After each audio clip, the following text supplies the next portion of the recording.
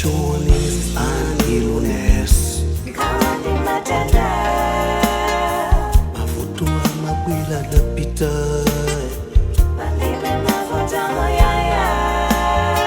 Malusi matenda magwila napita. Mone kuli konse dzina langa ndi Emmanuel Twala. Programu ya Mlatho kapena kuti bridge. Tikamati Mlatho pachichewa timatanthauza kuti malo amene anthu amawolokera kuchoka tsidya lina kupita so tsidya lina. Ndipo Mlatho amene tankoza ife ndi cholinga chofuna kuzamitsa nkhani ya maganizo angwiro kapena kuganiza mwa ungwiro mwa uphumphu pa Chingereza mati mental health komanso psychosocial support.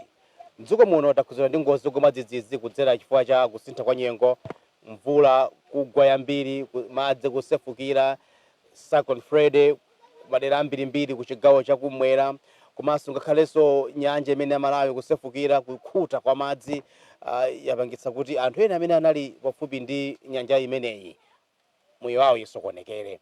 Pa Mlatho yabwera ndi cholinga chofuna kulumikizitsa nkhawa za anthuzo zimene anakumana nazo komanso ndi chithandizo chimene akhoza kupeza. Ife IMBC pamodzi ndi anzathu aku America amene ndi madotolo kapena ndi anthu amene ali kukhudzidwa kwambiri ndi nkhani ya maganizo a mubongo, tinaona kuti tikambenso nkhani ngati imeneyi chifukwa nthawi zambiri mwina timangokamba nkhani ya kodi alibe chakudya, kodi alibe blanket, kodi alibe mosquito net. Mwina nkhani ina ya maganizo a ubongo, maganizo a angwiro sitikamba mental health. Programu ya Mlatho yofuna ilumikizitse pa nkhani ya maganizo angwiro komanso ndi ngozi zogwa madzidzidzi. Tili kuno ndi amati Zalo Trading Center, ndi mmodzi mwa makampu amene ali kuno kusalima kuno kwa Chigolo, kwati kumene ndifuna ndicheze ndi abambo amene ali pa kampu pano achokera madera osiyanasiyana amene funa ticheze nkhani ngati zosiyanasiyana zimenezi atidziwitse nkhawa yawo njotani chidachitika mchotani pa tsiku limenelo. Kodi bado mandilandira makosana? Ndifuna poyamba tiyambe nkhani ya amene akhoza kuyima pano nkufotokoza kuti lidali tsiku lakuti chidachitika chakuti ndani. Ni Muhammad Elias. Pa 23 March nali ndi poloti yanga manyumba 8, nali ndi matenant anga ambiri amene makhala nawo koma onsewa anapita ndi madzi. Pano pani mangokhala basi ndikumasaka chakudya kalero kuti kodi ndidya chani. Koma ndibe pena pali wose amene ngakhale ndikudalira kapena kuti ndipulumukira apa ndibe china chilichonse. Pano pano nachoka pa nyumba panga ndikukhala mu tenti, matenti amene munatithandiza inu amabungwe kandi boma limene linatipasa kuti gera chimanga ndi chimene tikuthandizika nacho panopa. Moti ningopempha kuti khalidwe limene musasiye pitirizani kutithandiza. Ndi nkhawa zambiri zoti mwina zina sitingakwanise kulankhula koma mwazina mwa nkhawazo ndi zimenezi. Tsono inuyo mwachitsanzo ukamatha mwezi pamalenti anu mukapeza makobidi ambiri motani mukangoyerekeza ndi kuchoka pamene paja kudzafika pa 0 zoyenda bwanji maganizo? Timalandira ma 9,000 pa mwezi. Ngali manyumba 8. Manyumba 8. Ndi 9 times 9 times 9 yeah 81,000. Timalimisa munda osonapita ndi madzi. Napati libe so munda wina kuti ngati tikakolola kwakuti fa kuno sitimalima kwambiri chimanga timadalira mpunga. Ndi mpungawo timatsata kumene kuli madzi. Ndi madzi wabwera wochuluka mpunga osawamira. Tilibe so china choti tingagwira. Ndithu bwana. Ndi kuchokera pa 81,000 kwacha pa mwezi pano mumalandira zingati amapatsani banja mabungwe amene ndabo? Mabungwe sikuti akutipasa ndalama koma akutipasa chithandizo zovala, ufa, chimanga, mbale, mafuta, makapu, tukuyamika ndiwo akutipasa tikudya. Amene ndi Mr. Muhammad. Pali wena amene ati nanenso ndili nkhani yanga yoti ndifotokoze chinachitika nchani tsiku limeneli. Ndikuonanso wena akubwera pafupi ndi ine muti dzina lichandani komanso chidachitika nchani? Ni Baraka Shaibu. Nali mapoloti yanga 9. Nimalandira ndalama 10,000 nyumba iliyonse. Kwa pano pa manyumba anga anaonongeka onse. Kuti pano pogwira ine chonse ndilibe. Ndikungokhala. Thandizo ndikuti ndingalipeze kuti. Mukuchitanji panokha ngati munthu? Kandeka chochita ndi sindikuchiona choti ndingagwire. palibe kuchona ndikuchiona chochita ndikumangokhala basi tikatamanga kupeza kakobiri kodya lero basi mawaso tifuneso kena zangosiyana nalo ndimene ndimapezera poyamba ndimene ndili mapoloti anga pano pandinika chipinjo kamene kana ndigwera kokhuza ngati ndi mazi manyumba anga anata anagwa amene ndimapezera pothandizo langa. Ndiye munali nokha kapena muli ndi banja nde ngati muli ndi banja nde banjalo zikuyenda bwanji zinthu zikuyenda bwino potoka chifukwa chokuti pamene ndimadale ndi pamene panapita ndi mazi pamene ndimadale ndi pamene ndi mapoloti ngati ka business kanga pamene ndimapanga kukhuza ngati ndi manyumba amalendiwo pano pa ndi banja langa ndi kuti ndiwosaukidwa kupita ngati kwa katundu wanga ndi mazi. Ine na gulupu Sani 1 ngati dera lathu lino lagwesika ndi mavuto wakulu kwambiri kunkhani ya madzi. Chiyembekezo aliyense timadalira kumene kudononga madzi kwambiri kuti wanthu 3 quarters akusopo khala akusopo kugona mmene mukuwaoneramo chakudya chovutikira chifukwa chiti pasiye chimanga ndiga ndimiro patira ndithuwese mwezi warani watha nde ntchito zimene amadalira ndi kumene amadalira chifukwa ena anali mmathandala pena anali manyumba pamene amapezera kanga chepe zino ziseze zidapita ndi madzi ogwira padaso komanso ali ndi zifiro zambiri chifukwa pamene pakuti noponso pali ngongole zimene alakongola komanso pano pa ngongolezo zikumabwera sulio senjinga kutanalisa ngongole ndeni mpata yoti wena pano pakumadadala nchire nkumabwera kuno cha usiku chifukwa kupanikizika ndi moyo umene akukhala ndimene zimene amadalira zambiri zidapita ndi madzi. Inuyo muyankhula ngati mdindo ndekuti nkhawa yanu kwambiri siya inu yayi nkhawa yanu njaba wanthu Mungu mukambaza awo anali nchakuti awo anali ngongole ndekuti ngatiso audindo amakhalaso ndi nkhawa yawo yapadera dera yosafanana ndi wanthu ngati ife wamba. Ine ndikuyankhula ngati mdindo komanso ndikuchita chifundo ndi wanthu asitika pena ina vuto limene lero landipeza chifukwa ndi wanthuwo ndi wa inayo chifukwa mavuto ngati wongongole ngati wosocha kudyawo ine wanthu amandifotokozera. Adindo nkhawa yawo ina imakhala imeneyo amayipanga nkhani amayiponyera kwa anthu amene akuatumikira timva tifotokozere akatswiri aza malingaliro ubongo pali wena amene afuna kuti nanenso chidandi ndibwera ausogolere chidandi chitikira nchina komanso ndavutika mwakuti ndine mmodzi wa business wa grocery kunabwera madzi ndithu adaononga tundu wanga Yesu wa shopu onse pano pati kusowa mtendere muno pano choka kuganyu kwagwira ganyu ndipeze majedwe ithandizo china chilichonse kuziza kuti pachina chilichonse chayima chomwe ndimachita pavuto la madzi limenelo maso 2 ndi mathandizo akubwera kunoko ndi tikukhalira yokhangati pali umphawi waukulu kwambiri ndi mavuto akulu akuchitika kuti chokudya sitikudya mokwanira pokama kanapeza anthu ambiri panopa koma ena ali mugulu mausakasaka zokudya timaganyu kuti apeze chokudya cha lero lino ndio khangati kuno kuti mavuto akulu kwambiri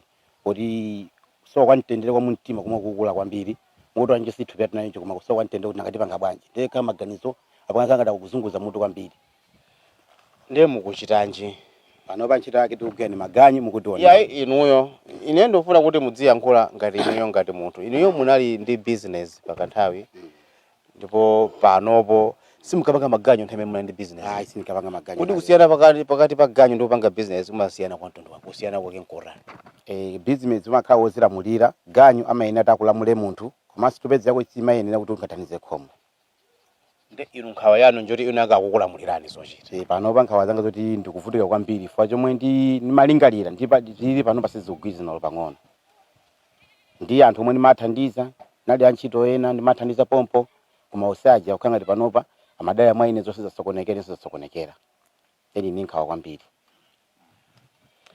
naona mkono wina pali wena ngati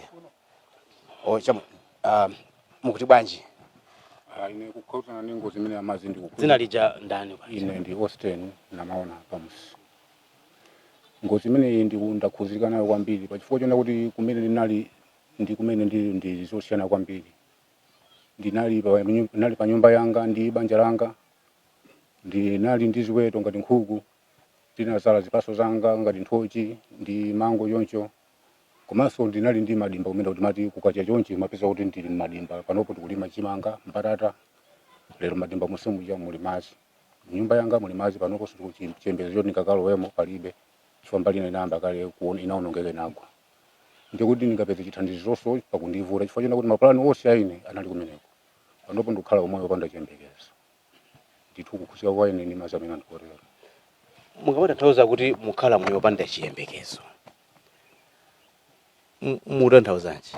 Pa nthawi imene timagwira zintchito zathu timayembekeza kuona kuti pamoyo umene tikukhala mwina pamawa tikagwira izi tikapanga tikagulisa chifukwa timati tikalima mbatata timatha kugulisa ngati chimanga timatha kugulisa ndiye timatha kuyembekeza kuona kuti tikapanga zimenezi mwina pamoyo umene tinawo tizasunthaso tizafikiranso pamoyo wina ngati umoyo osangalala.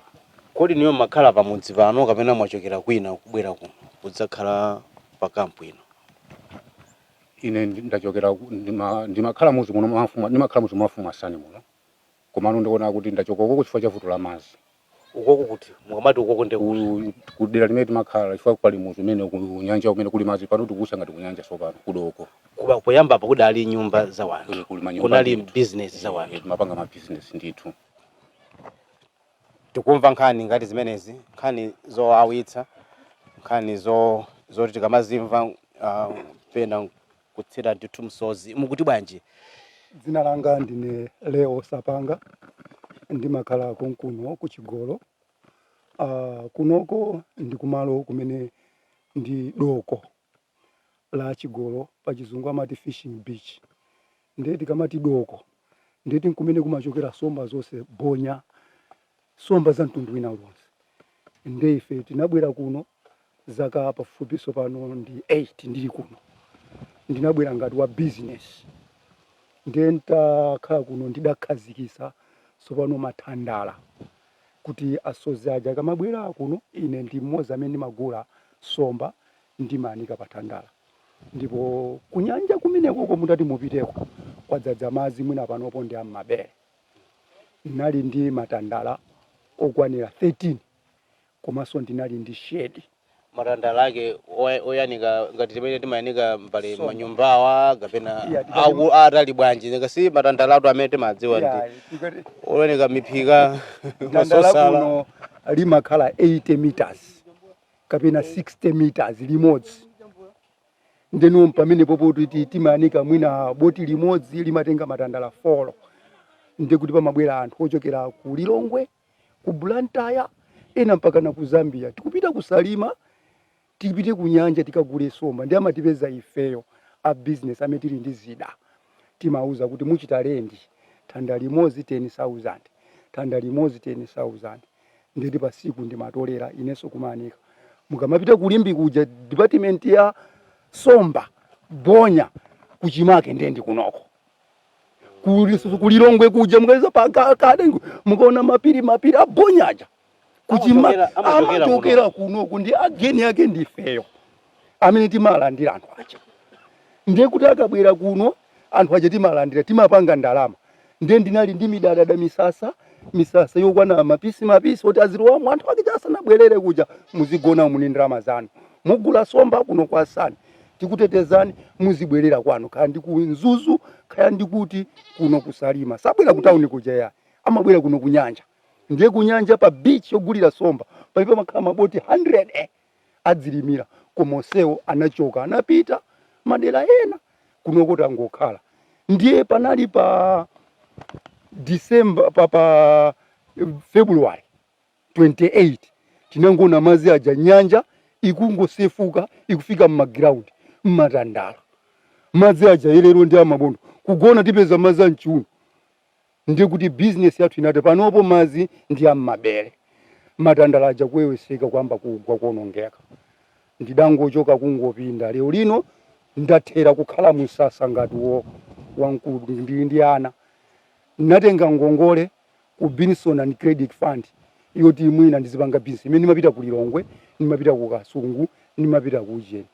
Lero ngongole jetangobweza ku half zosalazo tikutheramo tikulandira soya pieces kathumba ndi ana ndidiye pomwepo akubwera ngongole ija mmalize bwana Sapanga ndipereka chani. Ndiye kukhalapo munthu wankulu sopano uli ndi ana ndipanga bwanji. Ndikuti panopo chimene chochita tikumakhala mugulu azibambo 13 Ujeni imodzi. Ndikuti pamene poposo privacy ya munthu yatani katundu tina timwe makhawa upeza mwina palibe ndekuti pamene popo ndekuti tikumachoka mamawa monga ngati neyo madzi awa adzaphwera koma mu Novembala mukumapita ku deire kumakaona kumakasuzumira chuma changa chicha chinali apa nkumaona kuti chabwe ndiye ineyo ndageza kuti chuma changa chinali apa komabe ndatenga khasu ndikumatuluka mu tentimo nkumakatipula kumeneko kuti madzi akamabwerera mwina ndidzalepo mpunga wankata mvula koma ndidya chani ndikumathamangiranso mwina kumakagwira makhanyu omapanga ndeno ndinakakonda kuti inuyo atolankhani mutinenere mabungwe osiyana-siyana akumatithandiza koma ndi chakudya chongodya lero Granny Milo 10 kgs ndikuti tidzakhalabe anthu opempha sitizabwereramo ndinakakonda ngati ineyo mwina mutithandizeko madzi amene akapita kuli mabungwe osiyana-siyana amene amakolola madzi kuti madziwo adzingobwerera angotisiya mumphawi chonchi atadzatiphunzitsa kuno mukhoza kulima timbewu tinatake madziwo mpunga ndodula panopo mwina 50,000 banja ilipo mipunga yokuti mwina pa 3 months yokha munthu nkukolola chinyezi chomwechi tili ndi mphafu koma tukhala uno ndekuti anakatithandizako pang'ono tindewu ngati njira imodzi yokuti mwina tisamaganize zambiri fo imenepo ndekuti uhule amene mutithandize pa nkhani ya maganizo angwiro zoyenda bwanji palibepo chakudya palibepo shuga akumuza bambo kukhala mutenti bambo simupita kugwira ntchito ndi zimenezo zikumakulowa siku ndi siku panga bwanji ndiye saizi ngati no kunyamula khasu kumakalima nanga ndipanga amene amaziwa zauli enawo zausozi akumakapanga koma kuti ifeyo maganizo mwathu ndizovuta kukhala mamuna makamaka ng'amba kuntunda kumetemeza kuti tikolola ndiye kumeje sikunakololedwa siteti madalira kumazi kuti anyanja simanama so nyanja imene simanama ija yepezeso kuti siku ndi siku rufye mazi azasa mazi oti tutumule mutumu mwina akamati panga tukumakha okalipa pafupi azibambo akuno mwina kwasigudwaso timabala ndekuti tima business ndekuti so ukuso tiazimayi so tabweraso muzi mtochokera kutali kuti asoza aja kuti komanso tikalandira so yapise zinazoda kudya mwina matemba pafupi kuno kudzokhwasula usipa chanchani ndekuti atipasi so yapise nditi wani chithandizo chije mupeza kuti tikugulisa kuti tipeze so pano mwina kokhwasulatu nanga sitinazolowera chonje enawo ngachakumwaso ndekuti zimene kuti pangisa kuti mwina kanthu akamene akutithandiza amabungwe tumapeza kuti tikuoneka ngati anthu osakhulupirika tifuna tinazokhala ni ndalama pafupi chinthu chimene chichi tinazokhala ni ndalama kuti pasangapezeke zinthu zina kuti madzi wasanapite timuna tizalimo timbewu tinatake tizigwira ntchito tizikhala ndi kutigwira ntchito ina yake malo momangokhala mutenti umu tizigwira ku ntchito ina yake khandika ulimi timbewu tinatake ta 3 months takolola timesi timafuna madzi ambiri madzi akamapita mutatithandizako mutiti aliseche ali full search ali ndi mbewu zina za mpunga koma ndizodula zimejazo atachita kusalibusaizi nkutigayiraso kuti timbewu tampunga nditi 3 months ife azibambo ndeti tizetize kuti amayi sugar tilimbikire kulima apa zida zija ndi nyanja ija fa nyanja imadziwa nditutumule sapha nsanga akumaniraso ni mvula ndekuti kumalo kuja nkhawa ilipo kuti nzamanga koso chabwino inakati mmene mapangira tutumule zaka zonsezi timati okotobala madzi aja amachita sabusdayi zamaphwera timabwereraso koma ulendo uno umene adzadzira zoti tidzabwereraso thandizeni nkhawa ndi imeneyo nafuna ndalole kuti afotokoze motakasuka bwino choncho pali wena muti bwanji ine Zubeli Chapola ndi panyipanga ku 50 amene adaoneka ndi madzi ndi pachifukwa icho manyumba 50 makola kapena nyumba marumu pamene nakapemba ndimakayikira 50 kumafusa kuti makola kapena nyumba marooms 50 rest house zinake chani mene zina nesa nalembe na makachakacha tachi omanga kumene rest house mene ndewo sewa unongeka wena anagwa wena sanagwe modi pachifukwa cholo pakale pano mutu anga wasuma gwa chito potenga ndamandalo sabati pamenepo mota apapo kachithandizo mmakapezako basi mwana mali wa South Africa kantumize kumina ka 50,000 ka 100 basi mapeza phoso kati kamenepo moti nkhawa zambiri zili pati zili pamenepo. Mukaniza kuti mwina mkongoyerekeza munaponya zindama zingati? Apo naponya 25 million. 25 million. Ndipo mukayembekezera kuti mudzipeza apo konde mayembekeza kuti pasiku zipanga 1000 lero kuti pasiku 50,000.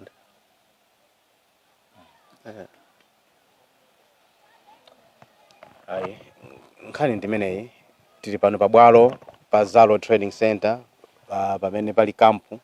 Ndi kampu ino ndi pamalo ano amene tikucheza ndi abambo okhaokha tikampita nkhawa zawo zikhoza kusiyana pang'ono ndi nkhawa za amayi, koma izi ndi nkhawa za abambo zimene akuti fotokozera pano. Timve kodi nchina nziti zimene zaonekera anthu awa tisanapite ku nkhani zina zotsatira. Kumalo kuno ndiri pachichinjo mbali yacho ngati mmene yabwerera moto la madzi tinali pa mtendere ndipo okwanira otone kuti ndikudoko ndoti sikungokhala munthu oti ongodzikhalira kaye mwana kaye ndi wamkulu amakhala apanga business kaye akugulitsa masamba koma ndi business sikukhala ngati kumudzi kapena kuti munthu ongokhala udalira makolo ayi korere kuti kukacha munthu amafuna adziwe kuti apeze chakudya chelepa apeze ndalama mochuluka motani.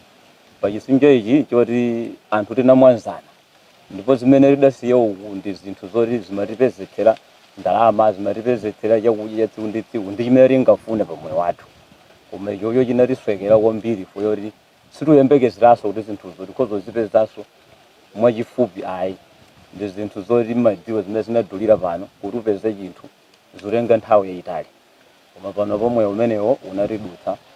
Timadalira kuti tikalima kumtundaku timathopanga somasintha kuno kuchimanga sichikhalako nthaka yake koma mpunga zikenda umapezeka timasintha ndi chimanga kotero kuti ngatovuta so mpunga kuuma kuko kulibenso njira yoti tikhozopezera chimanga.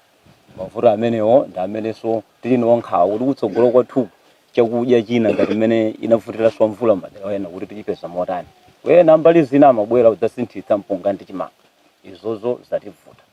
Nkhani ya usodzi unayima ifo yoti maboti ena ndi ena ari matokhala nawo apapa ndi chifo chovuta losoko khala komwe anasamukira madoko ena kotero kuti ma business athu ogula somba anayimaso bili pambe meri nali nayo nemba madera amene mwamvira aja kuchotsa kumadya mpaka na kufika pano mabanja anasokonekera wina akhala wina akhala wina utumize iwenso utumize upezeso ganyu kotero kuti njira yoti tikhozopezera so ndalama yoti tikhozopitiriza ma business athu tilibe tutolerana pompa muonaso mwerena umenye zigege ene chani mageni loti tipezelepo chani koma mipambayo yoti tatha ndikudya pano panjira zoti tikhoza kupanga zimene zatilibe tikatengera kumbali chakudya ndi madziwa zoti chithandizo chimabwera mmene afunira achithandizo ake koma ndezo matenga nthawi kuti chithandizo chifike ndezozo zomwe zikhala tikuzivuta mpaka napano tikatengera mashedimu ndi mmene mumu koma tili ndi mavutoso mmene matentimu muli maudzudzu mmene mutuvuta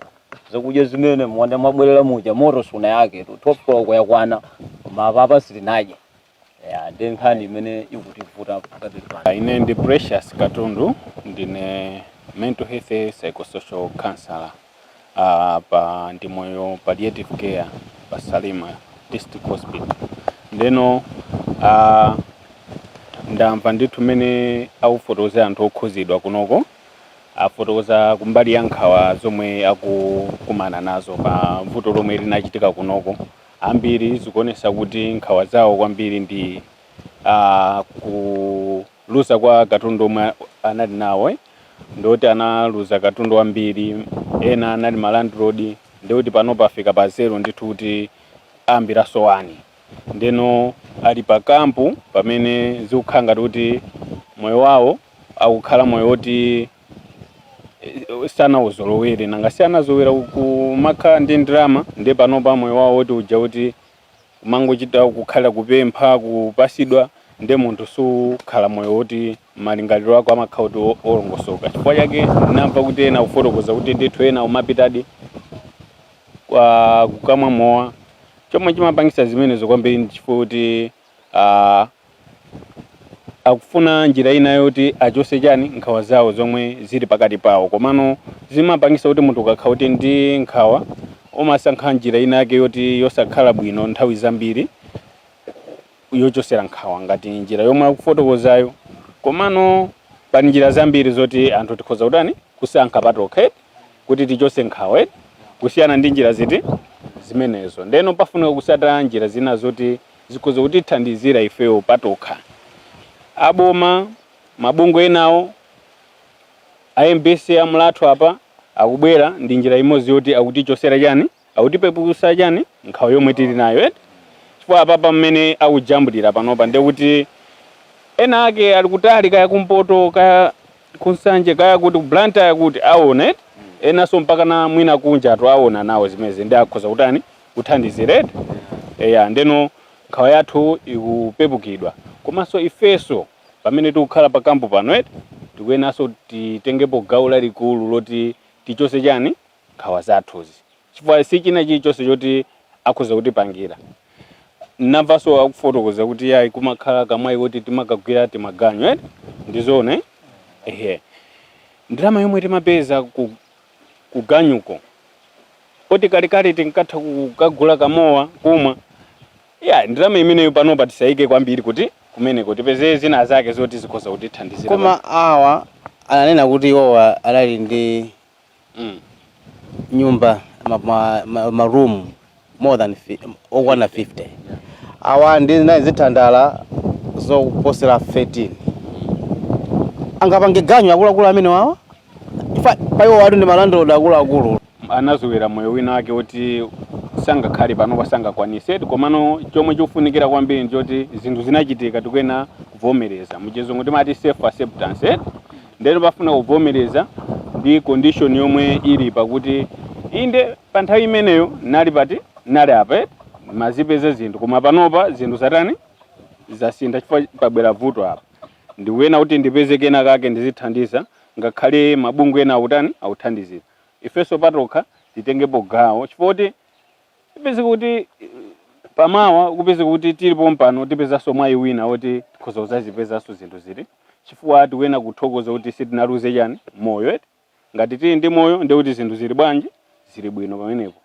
Ndeno ineyo mongati wa mental health psychosocial counselor ndikukulimbikitsani mtima kuti inuyo mmene mukhala pakampu panopa musabwerere mbuyo ya zinthu zomwe zinasowazo munali nazo pa nthawi imeneyo muliso ndi uthekero kuti mukhoza kuzazipeza ngati muli ndi moyo ndeno musazionere pasi chifukwa anthu ambiri akuthandizana apa pamene zikuchitikiramo mmene mukuoneraso nokha kuti ambiri akubwera mabungwe ena akutani akutha kufikira mpunga ngati mmene anafotokozera munthu wamkulu pokuti mmene nyanja inasefukira akumapita kukasegula malo ena kuti atani ayike mpunga umene maganizo abwino ndi kuti tikhoza kupanga olo tikhoza kupanga timagulu ngati titi timeneto ndi kuti tikhoza kuzakolola pasogolopo basi kugawana kena kake ndi zinthu zoti zikhoza kutithandiza kuti tichose nkhawa zathu zonsezo. Nkhawa timachosa tikakhala kuti tapeza china chake chochita choti tisamakhale ndi nkhawa imeneja tisamazikumbukire zinthu zijazi komanso kuvomereza tichike pa namba 1 ndeno ndimene ngafotokozeremo kuvomereza ndavomereza koma pali vuto bola kuna azanga amatheka kulandira zolandilazi kunokoza bwela kabiri komeneyo sindandilepo ine chilichonse ndikuti kuti chendura ne jani kukapenda poti ndachukisa kumanga manyumba ochuluka olemba zimanya so kukhosi kwawo khale ina ndimeneyo amene anali mkatunduyo chifukwa kuti anali mkatundu ena zikafika nkhani yoti athalinde chithandizo ena amati ali nazo kale sichoncho kungoyankhulatu sikuti iwo ali nazo kale koma kuti maganizo ena amatero nkhawa akamba akuluwo komanso ndi nkhamene akamba apa mungayi tithandize bwanji. ngati munthu wamkulu umene afotokozeramu iwo anali ndi katundu wambiri woti unapita ndi madzi eti mwina malumu 50 pamene zimaoneka kuti munthu uyu zake zinali pabwino. Ndeno tabwera ngati pa kampu pano eti pa kampu tikakhala ngati pa gulu yonchi kusiyana sikulephera kumakhala kusiyana eti timati mwina awawa zawo zikali pabwino mwina nkasungira pena pake nangasirire kuli mabanki eti kuli mabanki mafoni mu Airtel Money ndeti matha kumaona kuti mwina awatu ali bwino mwinaso kudandaula ko angotani ndizadala zimenezi. Komano ndi dandaulo loti likumveka bwinobwino ngati program iyi ndi kuti anthu ena ake ndizoti akumva zimenezo eti komano ngati pa inuyo panokha ndikufunsaniso funso kuti munapangapo chani mutaona kuti thandizo lina inuyo sikufikirani ena tikumafikira ngati pa kampu panopa chifukwa nangasipa padi komiti yoti imayendesa zimenezi munamba mwafikirapo wina wake uluka kwa mfumu kuwafotokozera zinthu ngati zimenezi? Kwa mfumu ndafikako kuti alona nzanga kulandira inu sundulandira kuti chingateze nchiyani anangoti ndikonza mpona lero anzanga osalandira ili inaloko kamozi komwe ndiye basi ndinangovumira kuti mwina soka landione ndindeka. Ndi anthu ochuluka kwambiri amene inu mukuwayimira amene ali makampu amene ndi chitsanzo cha zimene zikuchitikazi akambatu Mr. Katundu nkhani yawo. Ndizoona ndithu eti sinonokha komanso ndi mukuyimiranso anthu ena ngati mmene afotokozera mweti ena mwina sanathe kuti ayankhule apapa kuti iwonso zimachitikira choncho eti komano mwina kungoyankhulapo kuti thandizo likakhautira abwere eti lifunika kuti chani lifunika kuti lizifikira wina aliyense ndiye kuti amfumu alipo mpano anthu ena alipo mpano ndikhulupira kuti zamveka kwa wina aliyense eti ndiye kuti akomiti akuyena kupangapo china chake kuti zinthu ziyenda mwadongoso mofanana ndi wina aliyense. Amenewo ndi Mr. Precious Katundu mmodzi mwa akatswiri kapena akadaulo ankhaniza mu bongo kapena kuti za malingaliro angwiro kuti kambira pano pa Zalo Trading Center mudzi wa Sani mwatero ati mudzi mwa Sani kuno kusalima koma kuti malo ano anangosamukirako kuchokera ku Chigolo Beach kumene kumafikira nsomba zambiri bonya amene amadyedwa mtawuni iyo amachokera kuno wambiri wa iye. Tsono akuti malo ngati ano aliso ndi nkhawa zawo timamva pano kuti kambira nkhawa zimene zilipo komanso chithandizo chimene chikufunikira pa nkhani ya malingaliro amu bongo kapena malingaliro angwiro ndimene takambira pano ndipo tipiteso pano kumalo kumene kunaonongekako ndi amene wakomiti akatiuze kuti kuonongeka bwanji kumeneko komanso kuti anthu amene akhutsatira pakanema tikaone kuti kuonongeka bwanji amene mutsatira pa wireless yomvera tikufotokozerani kuti kodi zimene zikuchitika kwa kumeneko kuonongeka kwa mtundu wanji muno programu yathu ya Mulatho ine dzina langa ndi Emmanuel alimwi unachotsa moyo wake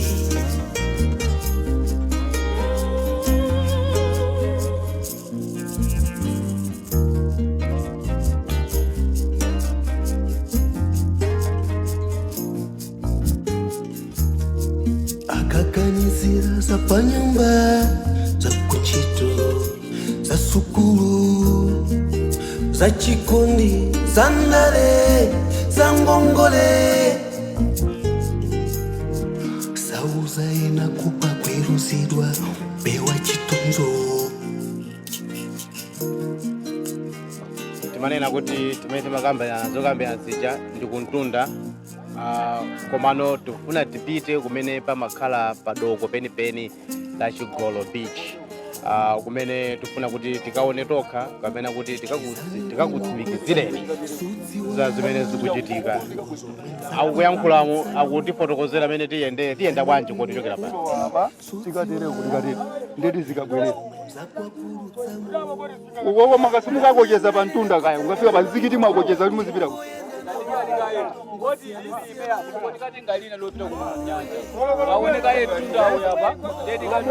zungu ya ndeti zikabwerera backwards ukayambira uko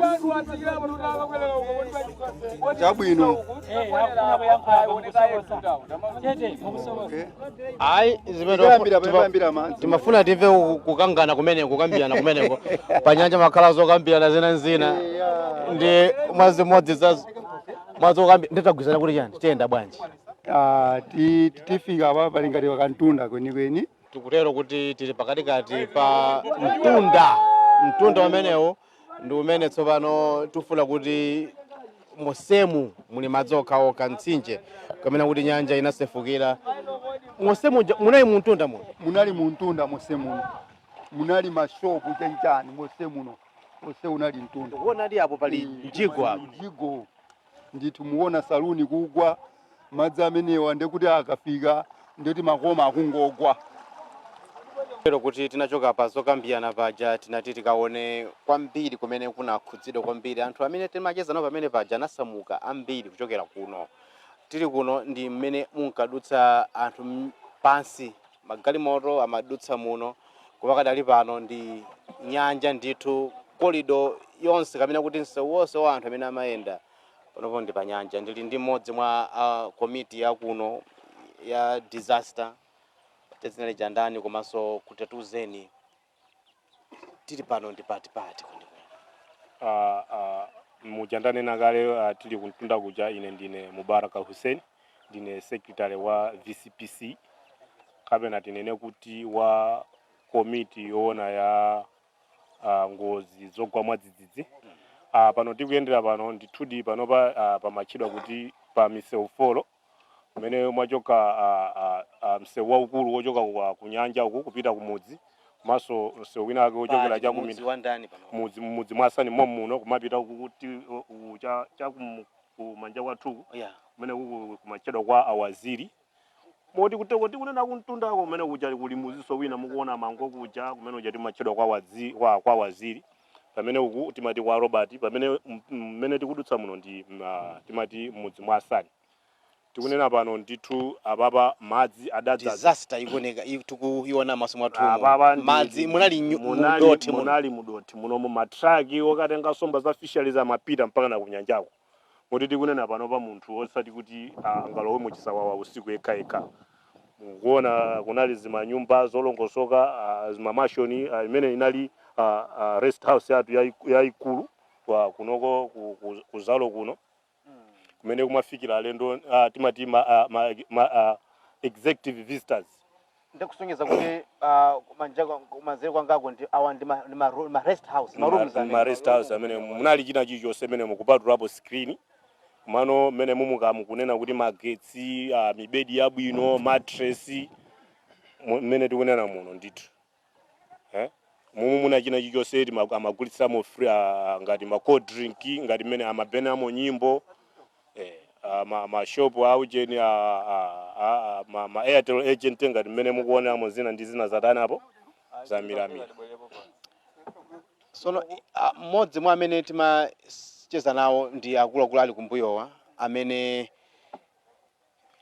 zitandala zawo akuluwa anandiuza kuti zine ngati zimenezi ndi mkulu amene afuna kuti timuonetse mpaka naku jowa munyanjamu sanzo ndi matandala ngati amene wawa ndi amene timapindula nawo ifeyo ngati anthu a business amene ma business athu timanikira somba tikagula mmaboti somba zija ndoti timanikira matandala ngati amene 1 2 3 4 ndoti thanda limodzi munthu kuyanikira timakhala 10,000 rand pa tsiku ndokhenawo matandala okwanira ngati 13 ndikuti taluza kwambiri komanso tinali ndi shade yayikulu ngati mmene mukuonera iyo oti timaucha maovuni somba bayala munali maovuni munali mawaya zopangira preserve somba kuti zikafika ku shade ina ndi imene yako kuiona apa yatotoka pasipo makhalano oti timapindula kwambiri lero lino ndekuti madziwa kuti apwere ndekuti sipanonso yayi ndekuti ndi November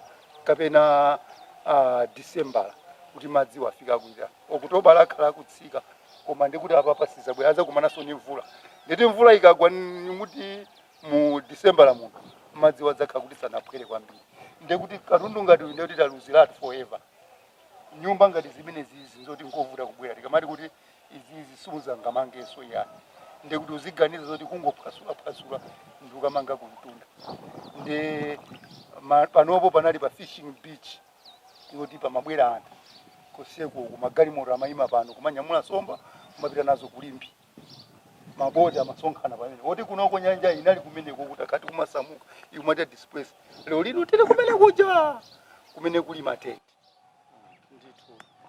tikubwerera pano chifukwa sitingakwanitse kukafika kwinako koma chimene timafuna kuti tingoonetsa ndi nkhani yake ngati imeneyi kuti madzi kuno anasautsa kwambiri ndipo ndi nkhawa zimene tifuna kuti tiziyankhule mpulogalamu ya Mlatho. Mr. Katundu, mwayiona nkhani loss and damage imene yachitika pano, mabungwe akufotokoza kuti tipatse ndalama anthu amangenso athu omanganso koma anthu ngosweka bwanji mitima zikamachitika ngati zimenezi. Kwa mmene taonera kunoko mmene tayendera kunoko zikuonesa kuti katundu wambiri unapitadi m'madzi ndithu zitengabe nthawi kuti zinthu zibwerere pachimake kwa madzi afikira pena paliponse trading yo ndi yayikulu ndithu komano zikuonesa kuti madziwa ali pena paliponse ndi anthu akhuzidwa mnjira ina iliyonse chifukwa maubale awo sakulongosoka komanso kunkhani ya maganizidwe ndiye kuti zinthu sizili bwino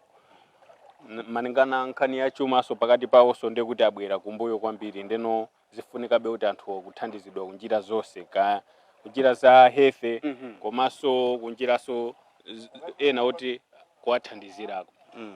Kuna baba munthu utho pitapo apa madzatholekeza munthu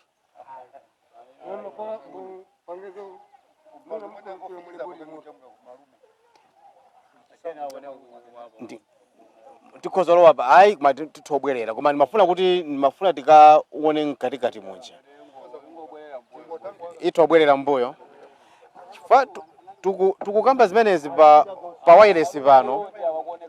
wireless pano kuti muthe kudziwa kuti mavuto ali kuno ni mavuto ananu komanso si mavuto okhaokha kuti mafulazi wachitika komanso tikuyang'ana kwambiri nkhani ya malingaliro mu ubongo kuti akukhudza bwanji wanthu ndi ndinawapempha amene akutiyendetsa kuti tingakwanise kukafika kumene kunali ma rest houses ma rooms amene analipo pano koma room onsewo pakadali panopo ndi madzi mokhamokha mukhoza ndithu minasinga kafika kwenikweniko koma ndi mchidikadika mwenimweni pano zinakita pachani pano pasani kamene pano ndi pa Chigolo Trading Center koma panopo ndi pa fishing village jitu ino yayikulu imene ili mudzi muno imene singafikenso kumene kuidekezere pomwepa ndifuna ineyo ndilowe imenemu wina ndigwiredza ndikabira imenemu wina ndipulumutse usungabire yeah sonzanga amene ajambula sokuti ndimulula kuti alowe muno ine ndilowe ndekha muno koma yeyo adzitijambulira patali kwambiri kuona chitukuko kumene madziwa atichita affect mosiyana atichita affect mwachoncho kuti chitukuko ngati chimene chichi chakunongeka cha munthu kuti panapita mamiliyoni ndithu lero lino munthu akhala mu tenti nditi palibenso angabwereso pano olo kuti madzi amene adzaphwera ndiye kuti ndikuina kuti titulukemo muno koma titulukemo muno ndimenemu ndikwere train yangayi akulu pepani musithuka pang'ono mbali yawoko kuti andigwere dzanja atsogolera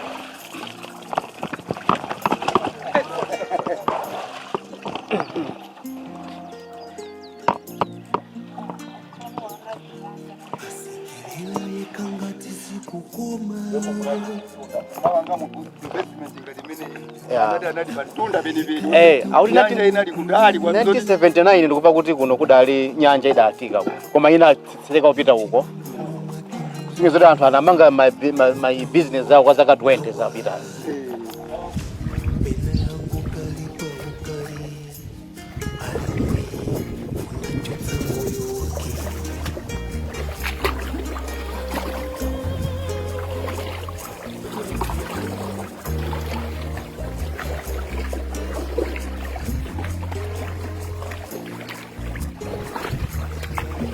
Kakani siasa kwa nyumba Chikondi is one of the producers that we are recording from Mlato programming here in Salima, and is working with us in the wedding with us in Waters here. Chikondi, how do you assess, how do you make of the situation that we have seen here in this place? This is so pathetic, Emmanuel. Very pathetic, as we, as you see, we have actually seen almost 50 rooms gone, and these rooms, the man, the owner, used to get some money out of it, and as of now, he has nothing at all. So it is pathetic, Emmanuel. It is very, very pathetic, and it is very, very sad. That's what actually I can assess out of all this. It is sad, very pathetic. And we are doing a documenting on the mental health issues. What have you discovered has been the storyline in these places? Well, the issue here, the way I have seen it, people, they are actually traumatized. They would like to have assistance, especially economically, and of course mentally as well. They have to be assisted indeed. Without that, they say that it will take time for them to recover all this. So I believe that everything will be done in time as it is at the moment. That's what I can assess. And what do you make of programming that we are doing as NBC on terms of Mlato, in terms of helping mental health and psychosocial support? It is a great idea. It is a great idea because out of the assessment we have done here, out of the issues we have heard here, it means that these people indeed need this mental and of course the psychosocial support in their lives. So I believe every time we are of course to do all this, it means that if we have the disasters everywhere, we should also think of the mental health issues as well as the psychosocial support that these people have to be given all the time. Because as we have heard right now, it means that these people, they had no idea as to where to go, where to report, and what to do at this time. So a program of Mlato, it is timely for them, and it is helpful for them. That's one of the producers that we are doing program, Mlato program here on NBC. And I have here one secretary to the committee, Mr. Mubarak. What is it that you can say? What I can say, this is a very disaster hit. So, as our producer said, we got nothing. We got no how. We got nowhere to go and to have a food, what we call everyday life, and everything. We had our businesses doing here so far, but now we don't have even a capital to start our business also. So it's hard to us also to have a business. What I mean is to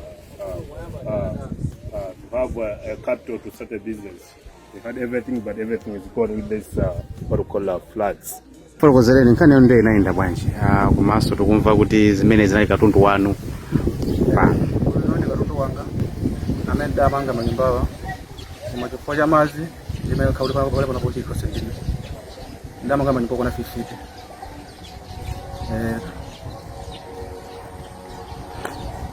50 ndirikozeni nkhawa yanu ndi yotani pano mukamakhala tsiku ntsiku. Nkhawa yanga pakali panopo kuti ndipeze chakudya ndimene ndipeze movutikira pomwe pali vananga ayira nasafika napita kumatumiza tanga chepe kumande chakudya koma vuto ndamene ndikumana nawo koma nzanga amene adalemba mesana ndilembayi kuganiza kuti muli nkanthu ganza kuti kumunda kuti ndamanga manyumbawa kuti basi ndalama ndinakunjika ku bank koma mulibeti kena kali konse inuyo moti mukungokhala mfandi muona ndi malumu zakulu tipolosi panalo wasa ndalama zambiri manduza kuti 25 million inalowa pano Nde munthu ameneyo ndoti alibe kena kali konse. Icho semene nacho ndoti ziweto za ng'ombe apa zinakhazi ochepa zinakhazi ziweto zokwana 8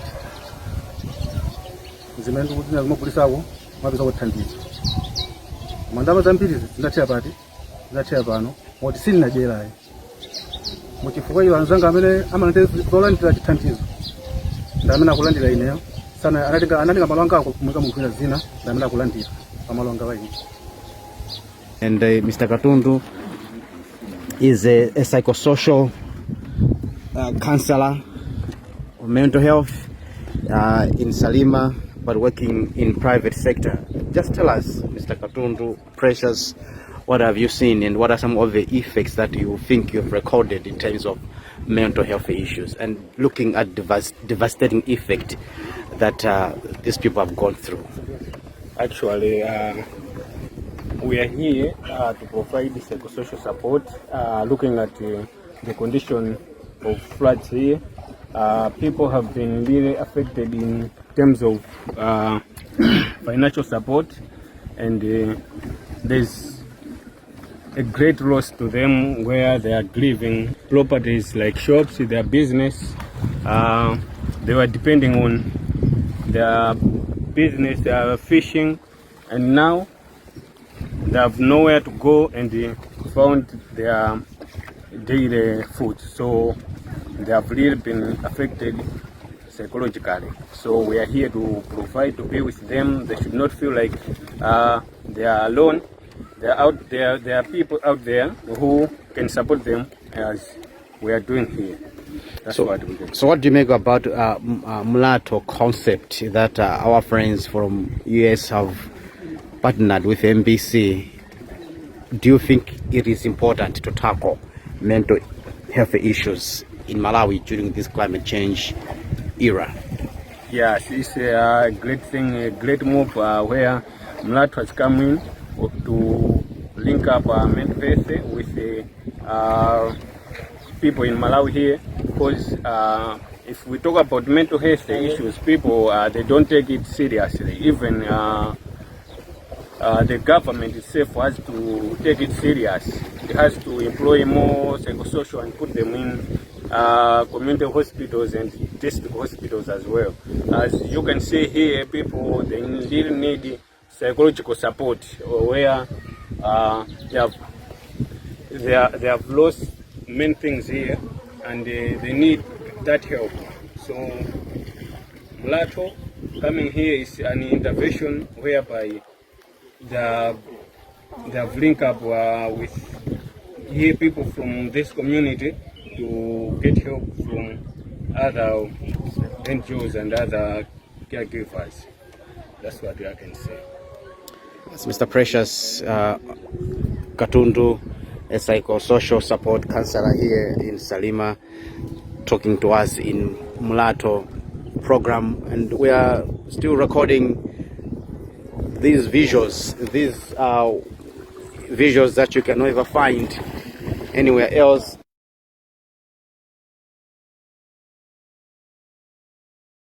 Arturo Nyirenda is one of the producers that we are doing Mulato programming here, and I want to get your thoughts, Yapatula. What have you seen here and the devastation that has been here in Salima or here at Chogolo Beach? It's shocking, and all the people have all the reasons to grieve. You know, to come back, investment takes a long time for you to have it, and now that it has just been lost in a day after years and years of building that investment, it's painful. It's painful. I feel their pain. I empathize with them, and thinking of helping them come back to life. Mental health is the way to go, and I plead with the Ministry of Health to take this seriously, because these people are hurting terribly, and if nothing is done, a lot of people will end up disgruntled. They are already disgruntled, but I don't know what word I can put, but they need help. We've seen just one individual who has lost 50 rooms, a rest house here, and you've been to the place now. How do you now connect between what he was saying in terms of his mental health status and what we have seen on the ground, or in water, not on the ground? Actually, I'm running short of words. I really don't know what to say. But in hearing them, they made mention that behavior has changed. So if behavior has changed, that is a stage. It means their mental issues are progressing. That's why I'm saying, Ministry of Health, please do something about this. Otherwise, people are not okay. They need immediate help. You don't have to delay. I just also want to support our councillor to say a lot of people must be recruited into Ministry of Health to deal with this issue, because this is a serious issue. We are just talking of Salima. We haven't been to other districts. We haven't been to other places. I should expect terrible stories as well, shocking stories as well. People need for them to be constructive in what they are doing. They need a mind they need a sound mind. Right now, all what they need to come back and be productive again in life is not only help like financial help, but investment in their mind, which is mental health.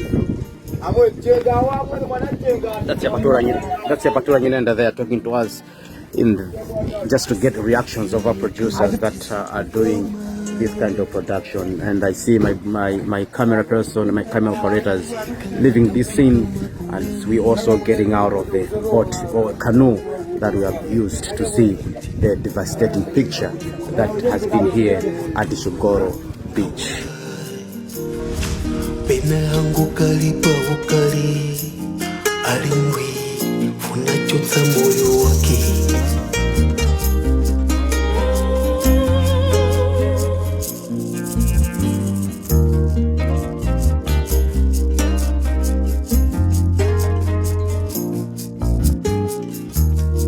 Akaganizira za panyumba za kuchito za sukulu za chikondi za ndale za ngongole sauza inakupa kweruzidwa bewa chitunzo